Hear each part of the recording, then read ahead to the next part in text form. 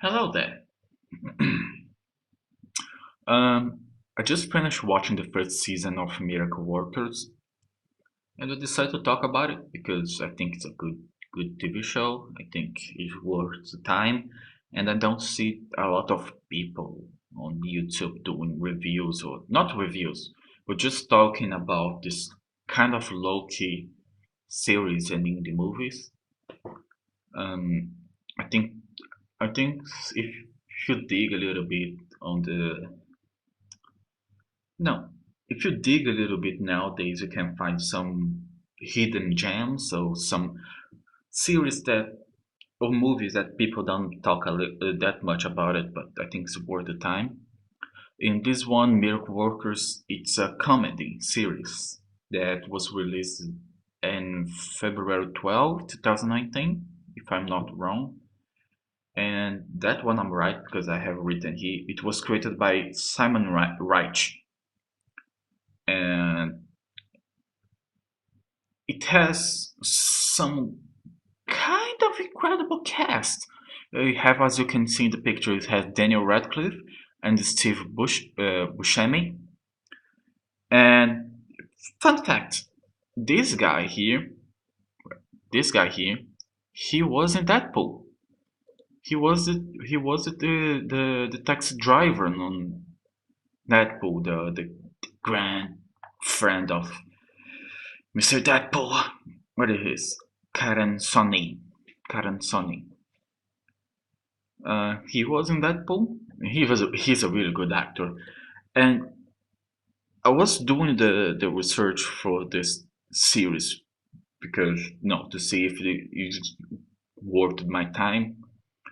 And there's very little about it. So I'm gonna do now just a quick rundown the first season. I don't want to spoil or anything, but it will be a little bit of a spoil. But anyway, the first season starts simple. You need to realize that as a comedy TV show, they blow up the characteristics of the main characters like to 11. So it starts pretty much as this girl here. She works in a department in heaven that's pretty much take care of sand or dirt, and she wants to change. She wants to do some meaningful things, and she got transferred to work in this department with Daniel Radcliffe. That's pretty much a department where they fulfill wishes. And this guy he also used to work there, but that's just they only figure out that later. We only figure out that later.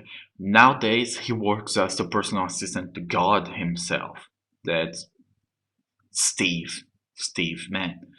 So what pretty much happens is in her first day, she commits a mistake and pretty much starts and kill a bunch of people. And what she does when she realizes the mistake, um, she is taught by Daniel Radcliffe that some wishes that they classify as impossible, they send direct to God. And what God does is he pretty much should be the guy that would be the only one possible to fulfill certain possible wishes, but he doesn't. So when she commits the mistake, start killing a bunch of people, she decides to run towards God and ask for his help. And then they have a discussion, and God decides to destroy Earth because he pretty much is tired of everything that we done, everything bad that's happening, and he decides to destroy it. And what the girl does is she plays a bet with God. If she managed to fulfill one impossible wish in 2 weeks, God won't destroy the Earth. But if she fails, Earth will be destroyed, and she will have to eat a worm because that's how they we pretty much solidify that God is incompetent. So the entire season revolves about this premise. They need to only fulfill one wish, impossible wish actually. They end up choosing this young couple, that young couple. that they both like each other, but the love wishes are kind of one of the hardest ones to fulfill. So pretty much that's the challenge for the season.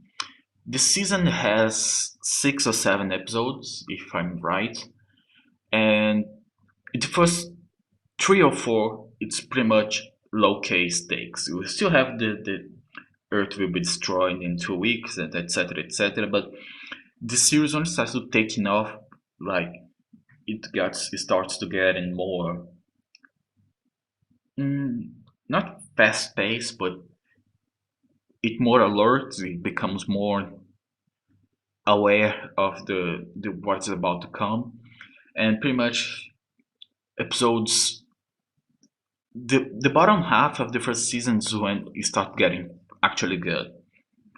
So that is pretty much it for the first season. They realize some other things about God, and we actually I think that's one of the only that I know TV shows and stuff like that that shows God's family, like her mom and dad and the and brothers and sisters. And I think that was kind of cool. I didn't feel that's the thing. I didn't feel weird for how they portrayed their parents and family because um, that's the thing. The way that God's portrayed that being the only one, the creator, the one that's being before everything, then giving him a family that's a bunch of weird, not weird, but her mom, God's mom and God's dad, they are the type of parents that will support the kids, like over 1,000, and they will deny to see that they have a problem. Pretty much a very loving family, and that the brothers are God's brother and sister are the ones that's pretty much the perfect ones. And then that's my opinion how it's explained how God's so broken. And I've read it's one episode where they show this, and it was really good.